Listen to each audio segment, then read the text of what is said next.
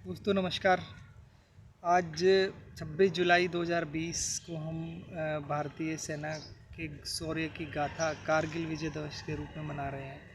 आज से 21 साल पहले भारतीय सेना ने कारगिल की दुर्गम पहाड़ियों में वो करके दिखाया था जिसकी कल्पना हर हिंदुस्तानी करता है। हर हिंदुस्तानी के सीने में जो जज्बा है, जो पाकिस्तानी सेना ने मई 1999 में जो कारगिल के पहाड़ियों पर कब्जा कर लिया था दोस्तों, उसके रिलेटेड आज ये बेसिकली क्यों हुआ, कैसे भारतीय सेना ने पाकिस्तानियों को यहाँ से खदेड़ भगाया और अपनी मातृभूमि की रक्षा करी, इसी के बारे में हम कुछ आज डिस्कस करेंगे। बेसिकली ये क्यों हुआ था और ये कैसे रहा है और कौन कौन पाकिस्तानी अधिकारी या पाकिस्तानी नेता लोगों का दृष्टिकोण था कि इस युद्ध को करने में जो जिम्मेवार रहे, उस पर थोड़ी सी आज चर्चा करेंगे। तो सबसे पहले तो आज हर भारतीय के लिए एक शौर्य का दिवस है, कह सकते हैं। एक अंदर से हमारी जो सीने में एक जज्बा उत्पन्न होता है हर देश सेवा का हर इंसान के दिल में, उसके ऊपर अपने आप में फ़ख्र करने का दिवस है दोस्तों। क्योंकि भारतीय सेना में वो अदम्य साहस के बदौलत अपने देश की अखंडता और एकता की रक्षा करी थी, जिसके माध्यम से आज हम इस खुली हवा में चैन की सांस ले पाते हैं। और कोई भी पड़ोसी मुल्क हमारी सीमाओं की तरफ देखने की गुजारिश करता है, हरकत करता है, चाहे आज वो चीन हो या सदियों से टकटकी लगाए बैठा पाकिस्तान हो, इन लोगों को उनके किए के लिए बखूबी उनके करे को अंजाम देने के लिए भारतीय सेना के अंदर वो जज्बा है। और भारतीय सेना उन लोगों को उनके दांत खट्टे करने के लिए हमेशा अपने अदम्य साहस का परिचय देती रही है। तो बेसिकली ये थोड़ा सा चलते हैं बैक फ्लैश में, आज से 21 साल पहले क्यों हुआ था और क्या घटनाएं थी।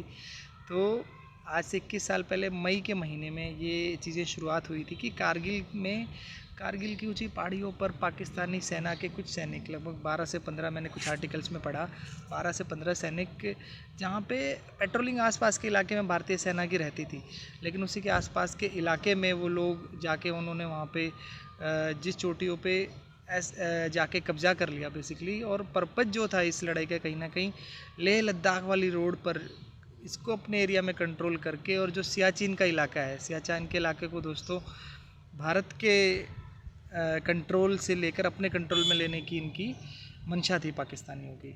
तो बेसिकली यहाँ पे इन्होंने इसको कब्ज़ा कर लिया।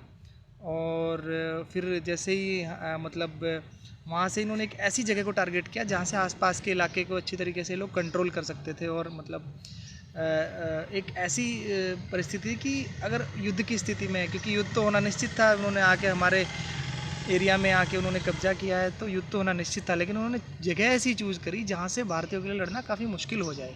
और रियली भारतीयों को ये लड़ाई, पहले की लड़ाइयाँ चाहे 62 की लड़ाई रही हो, 71 की लड़ाई, उनसे अलग मायने में डिफ़िकल्ट थी। क्योंकि बाकी लड़ाइयाँ कहीं रेगिस्तान में या कैसे लड़ी, ये एक दुर्गम पहाड़ियों में लड़ी गई थी, जिसमें कि मतलब बहुत ही डिफ़िकल्टीज़ रही थी। और स्टार्टिंग के कुछ हफ्तों में तो भारतीय सेना को काफ़ी स्ट्रगल करना पड़ा था, लेकिन बाद में धीरे धीरे जैसे मोमेंटम बनता गया तो भारतीयों ने पाकिस्तानियों को दांत खट्टे करने में कोई कसर नहीं छोड़ी थी।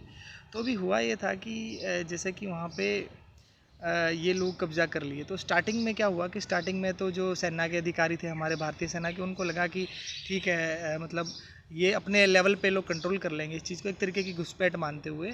तो स्टार्टिंग में तो भारतीय सेना के उच्च अधिकारियों ने जो भारतीय सरकार को भी इस बारे में इंटीमेशन नहीं था, कि उनको लगा कि इसकी राजनीतिक नेतृत्व में इस मैटर को भी ले जाने की ज़रूरत नहीं है, इसको अपने लेवल पे ये संभाल लेंगे, मतलब ये अंडरस्टैंडिंग थी भारतीय सेना की। तो भारतीय सेना के अधिकारी स्टार्टिंग के वीक्स में कुछ दिनों के लिए उस चीज़ को उसको करते रहे। तो एक और इसके रिलेटेड एक आर्टिकल मैंने पढ़ा जिसमें कि देखा कि जो उस समय के भारतीय मंत्री थे जसवंत सिंह जी, बीजेपी की सरकार थी, माननीय अटल बिहारी वाजपेयी जी हमारे प्रधानमंत्री होते थे उस समय। तो उनके बेटे मानवेंद्र सिंह इंडियन एक्सप्रेस में उस समय रक्षा मामलों के लिए रिपोर्टर के तौर पे काम करते थे। तो उनके किसी फ्रेंड ने उनको बोला कि मानवेंद्र जी मैं आपसे मिलना चाहता हूँ। तो उनसे मिलने के बाद उन्होंने उसको बताया मानवेंद्र जी को कि एक भारतीय सीमा में कुछ गड़बड़ चल रही है, क्योंकि पूरी की पूरी इंडियन पलटन को वहाँ पे कुछ हेलीकॉप्टर के माध्यम से भेजा गया, क्योंकि भारतीय सेना के अधिकारी तो अपनी एक्टिवनेस में लग गए थे उसके लिए। तो वहाँ पे उसने मानवेंद्र को बताया उनके फ्रेंड ने कि कुछ घुसपैठ का अंदेशा, कहीं ऐसा कुछ पाकिस्तानी सेना के अधिकारी या उसमें कुछ घुसपैठ तो करके नहीं बैठे हुए हैं। तो फिर उसके बाद हुआ क्या कि ये चीज़ जसवंत सिंह जी के माध्यम से फिर पता लगती है जॉर्ज फर्नांडिस जी को। नमस्कार सर, बढ़िया बढ़िया सर, बढ़िया। तो मेरे फ्रेंड थे एक्चुअली। तो जसवंत सिंह जी के माध्यम से जॉर्ज फर्नांडिस जी को पता लगती है, जो कि अगले दिन उस समय रक्षा मंत्री थे भारत के। तो उनको जाना था उस समय रूस, तो उन्होंने अपना दौरा कैंसिल किया जॉर्ज फर्नांडिस जी ने, और इस घुसपैठ के बारे में इस तरीके से पहली बार भारतीय सरकार को पता लगा। तो बेसिकली मकसद जो था वो मैंने बताया कि मकसद यही था कि कहीं ना कहीं भारत की उधर सियाचिन ग्लेशियर की लाइफ लाइन में कंट्रोल कर लिया जाए, और वहाँ की पहाड़ियों से जो जाने वाला रास्ता है उस पर अगर कंट्रोल कर लेंगे तो वहाँ की आवाजाही को अगर पाकिस्तान कंट्रोल कर लेगा तो भारतीय सेना के सैनिकों को वहाँ पर रसद नहीं पहुँच पाएगी, तो मजबूरीवश भारत को सियाचिन छोड़ना पड़ेगा। तो इस बैकग्राउंड के तहत इन लोगों ने यहाँ पे कब्जा करने की सोची थी पाकिस्तानियों ने। लेकिन इसके पीछे दिमाग किसका था पाकिस्तानियों में, चाह किसकी थी? तो वो थे वहाँ के उनके जनरल परवेज़ मुशर्रफ, जो उस समय उनके जनरल थे पाकिस्तानी सेना के। तो उनके दिल में एक दबिश रही थी कि 1984 में जब भारतीय सेना ने सियाचिन को अपने कब्जे में ले लिया था, तो उस समय जनरल परवेज़ मुशर्रफ वहाँ के कमांडो मेजर होते थे बेसिकली। तो कमांडो फोर्स के मेजर होते थे। उन्होंने कई बार सोचा था 84 से लेकिन जब तक वो रहे सेना में, मतलब उनकी एक दशक थी कि ये भारतीय सेना ने इस एरिया को कब्जा लिया है। मतलब कब्जा क्या लिया था, तो हमारा ही बस उनका क्या था कि पाकिस्तान का यही है कि कैसे न कैसे भारतीय सेना के भारतीय क्षेत्र को कब्जाने की उनकी कोशिश रहती है। तो उस चक्कर में वो लगे पड़े थे। तो वहाँ पे यही चीज़ जैसा कि भारत के बारे में सुना, ऐसा ही पाकिस्तानी न्यूज़ से मुझे रिपोर्टिंग जो भी मैंने देखा उससे मुझे समझ में आया कि पाकिस्तान के प्रधानमंत्री ने भी इनिशियल तौर पर बोला कि उस चीज़ की जानकारी उन्हें भी नहीं थी। तो होता क्या है कि जैसे ये चीज़ हमारे माननीय प्रधानमंत्री अटल बिहारी वाजपेयी जी की नोटिस में आती है, तो वाजपेयी जी नवाज़ शरीफ जी को फ़ोन पर बात करते हैं और बोलते हैं कि भैया आप लोग उन्हें बहुत बुरा सलूक कर रहे हैं हमारे साथ।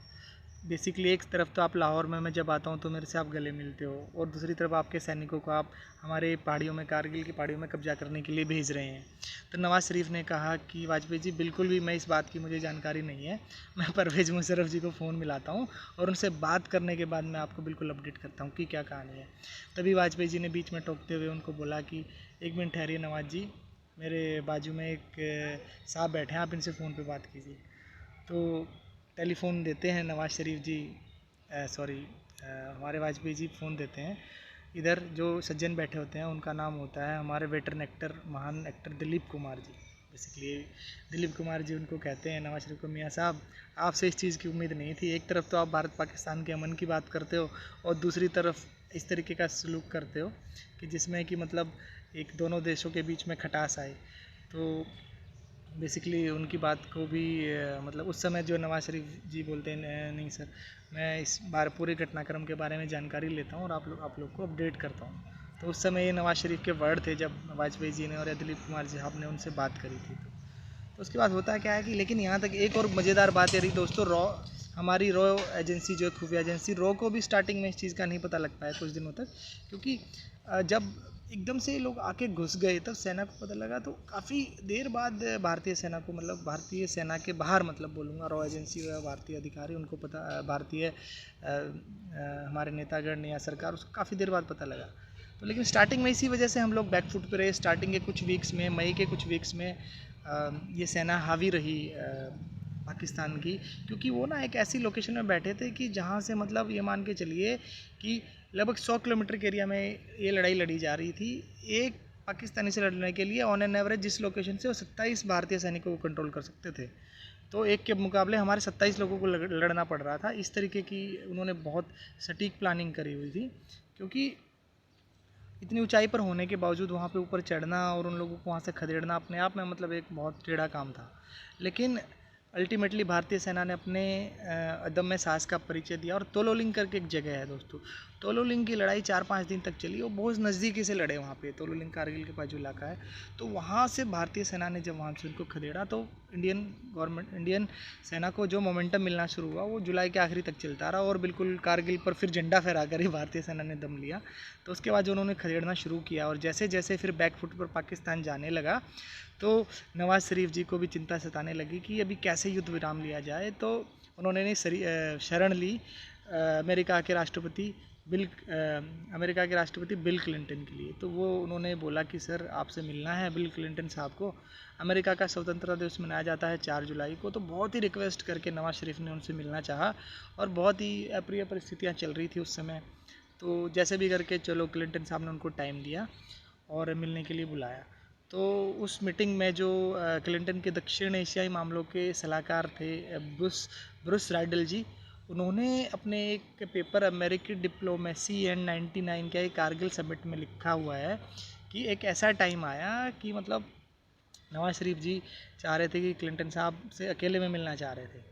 तो क्लिंटन जी ने कहा कि it is not possible to meet with you in alone, क्योंकि जो मिस्टर ब्रूस है यहाँ पे वो नोट्स लिख रहे हैं हमारे डिस्कशंस के, और मैं आज ये चाहता हूँ कि जो भी हमारे बीच में बातचीत हो वो दस्तावेज में रिकॉर्ड के तौर पर रहे। इतनी बात सुनने के बाद नवाज शरीफ जी का चेहरा उतर गया और क्लिंटन ने कहा कि मैंने आपसे पहले ही कहा था कि आप या तो बिना शर्त अपने सैनिक अगर हटाना चाहते हो तो ही यहाँ पे आए, अगर नहीं हटाओगे तो नहीं आए। तो बेसिकली कहीं ना कहीं नवाज़ शरीफ ने उनसे मिले तब तक ये तो हो गया था कि पाकिस्तानी सेना को पीछे हटना पड़ेगा, और उसमें एक उन्होंने ये भी लिख दिया कि मेरे पास एक ड्राफ्ट पहले से ही तैयार है कि कहीं ना कहीं जो कारगिल संकट है उसके लिए सिर्फ भविष्य में पाकिस्तान को ही दोषी ठहराया जाएगा। ये सुनते ही कि नवाज़ शरीफ के चेहरे की मतलब हवाइयाँ उड़ गई।